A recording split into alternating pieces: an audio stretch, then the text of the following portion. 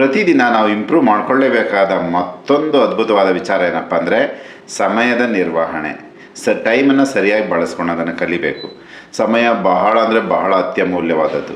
ನೀವು ಜೀವನದಲ್ಲಿ ಏನಾದರೂ ದೊಡ್ಡ ಸಾಧನೆ ಮಾಡಬೇಕು ಅಂದರೆ, ಒಳ್ಳೆ ಗುಣಮಟ್ಟದ ಜೀವನ ಮಾಡಬೇಕು ಅಂದರೆ ಸಮಯದ ನಿರ್ವಹಣೆ ನಾವೆಲ್ಲ ಕಲೀಲೇಬೇಕು.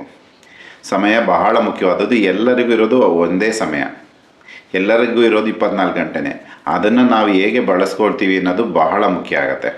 ಇಲ್ಲಿ ಪ್ರತಿಯೊಬ್ಬರು ನಾವು ಬ್ಯುಸಿಯಾಗಿದ್ದೀವಿ. ಬೆಳಗ್ಗೆಯಿಂದ ಸಂಜೆವರೆಗೂ ಪ್ರತಿಯೊಬ್ಬ ವ್ಯಕ್ತಿಯನ್ನು ಬ್ಯುಸಿಯಾಗೇ ಇದ್ದಾರೆ. ಆದರೆ ಬಹಳ ಮುಖ್ಯವಾದ ವಿಚಾರ ಏನಪ್ಪ ಅಂದರೆ, ಬ್ಯುಸಿಯಾಗಿರೋದಲ್ಲ, ಈ ಸಮಯವನ್ನು ನೀವು ಯಾವುದಕ್ಕೆ ಬಳಸ್ತಾ ಇದ್ದೀರಾ ಅಂತ. ನಾವು ಸಮಯವನ್ನು ಅನ್ಪ್ರೊಡಕ್ಟಿವ್ ಅಥವಾ ಅಂದರೆ ಅಷ್ಟು ಜೀವನದಲ್ಲಿ ಏನು ಬದಲಾವಣೆ ತರಲ್ಲ ಆ ಥರ ಕೆಲಸಗಳಲ್ಲಿ ನಾವು ಸಮಯವನ್ನು ಹಾಕ್ತಾಯಿದ್ದೀವಿ. ಜೀವನವನ್ನು ಸಂಪೂರ್ಣವಾಗಿ ಬದಲಾಯಿಸುವಂತಹ, ನಮ್ಮ ಜೀವನವನ್ನು ಒಂದು ಆರೋಗ್ಯ ಆಗಲಿ ಅಥವಾ ಸಂಬಂಧಗಳನ್ನು ಇಂಪ್ರೂವ್ ಮಾಡೋದಾಗಲಿ ಅಥವಾ ನಿಮ್ಮ ಹಣಕಾಸು, ಉದ್ಯೋಗ, ನಿಮ್ಮ ಬಿಸ್ನೆಸ್, ಇದನ್ನು ಇಂಪ್ರೂವ್ ಮಾಡೋವಂಥ ಕೆಲಸಗಳಿಗೆ ನೀವು ಇವತ್ತು ಸಮಯ ಸ್ಪೆಂಡ್ ಮಾಡ್ತಾಯಿದ್ದೀರಾ ಅಥವಾ ಸುಮ್ಮನೆ ಬೇಡದ ವಿಚಾರಗಳು ಅಂದರೆ ಕಾಲಹರಣ ಮಾಡೋದು, ಟೈಮ್ ಪಾಸ್ ಮಾಡೋದು, ಹರಟೆ ಹೊಡೆಯೋದು, ಅನಗತ್ಯವಾಗಿ ಸೋಷಿಯಲ್ ಮೀಡಿಯಾದಲ್ಲಿ ಬಳಸೋದು, ಇದರಲ್ಲಿ ಜಾಸ್ತಿ ಸಮಯ ಕಳೀತಾ ಇದ್ದೀವಾ ಅಥವಾ ನಿಜವಾಗ್ಲೂ ಯಾವುದು ನಮ್ಮನ್ನು ಒಂದು ಒಳ್ಳೆ ಬದಲಾವಣೆ ಅಥವಾ ಇನ್ನೂ ನೆಕ್ಸ್ಟ್ ಲೆವೆಲಿಗೆ ನಮ್ಮನ್ನು ತಗೊಂಡೋಗೋಕ್ಕೆ ಯಾವ ಕೆಲಸಗಳಿಂದ ಸಾಧ್ಯ ಇದೆ, ಯಾವ ಅಭ್ಯಾಸಗಳು ನಮ್ಮನ್ನು ನೆಕ್ಸ್ಟ್ ಲೆವೆಲಿಗೆ ತೊಗೊಂಡೋಗುತ್ತೆ, ಅವುಗಳಿಗೆ ಸಮಯ ಕೊಡ್ತಾ ಇದ್ದೀವ ಅಂತ. ಅದಕ್ಕಾಗಿ ನಾವು ಇದೇನಂತೀವಿ ಅಂದರೆ ಮಹತ್ವ ಕೊಡೋದು ಪ್ರಿಯಾರಿಟಿ ಅಂತ. ಏನಂದರೆ ಸಣ್ಣ ಸಣ್ಣ ಡಿಸ್ಟ್ರ್ಯಾಕ್ಷನ್ಸ್ಗಳು ಎಲ್ಲ ಜೀವನದಲ್ಲೂ ಬರುತ್ತೆ.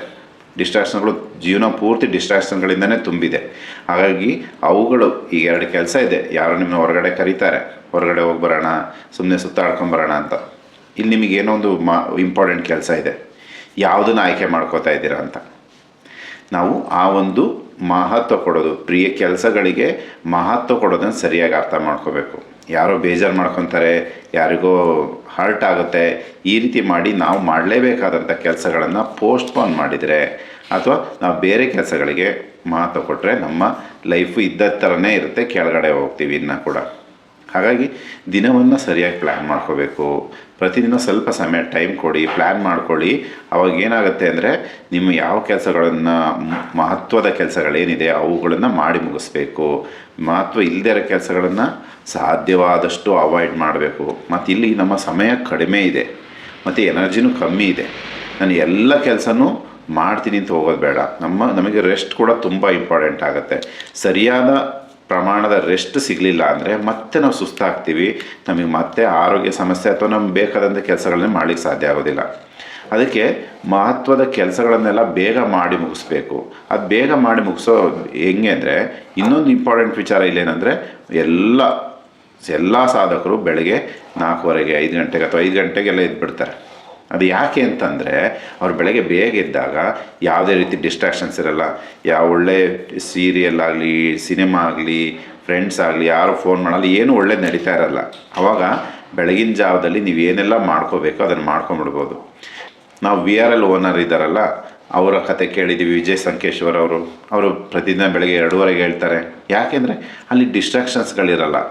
ಹಾಗಾಗಿ ನಿಮ್ಮ ಎಲ್ಲ ಕೆಲಸಗಳನ್ನು, ನಿಮ್ಮ ಜೀವನದ ಮಹತ್ವವಾದ ಕೆಲಸಗಳೇನಿದೆ ಅವುಗಳನ್ನು ಸಾಧ್ಯವಾದಷ್ಟು ಬೇಗ ಮಾಡಿ ಮುಗಿಸಿ, ಎಲ್ಲರೂ ಎದ್ದೇಳೋ ಅಷ್ಟೊತ್ತಿಗೆ.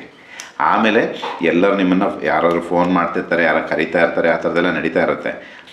ಹಾಗಾಗಿ ನಮ್ಮ ಜೀವನದಲ್ಲಿ ಏನು ಬದಲಾವಣೆ ತರುವಂಥ ಕೆಲಸಗಳಿದೆ ಅದನ್ನು ಯಾವುದೇ ರಾಜಿ ಇಲ್ಲದೆ ಮಾಡಿ ಮುಗಿಸ್ಬೇಕು, ಪ್ರತಿದಿನ ಮಾಡಬೇಕು. ಆಗ ನಾವು ಯಶಸ್ಸಿನ ಕಡೆಗೆ ಹೋಗೋಕ್ಕೆ ಸಾಧ್ಯ ಆಗುತ್ತೆ.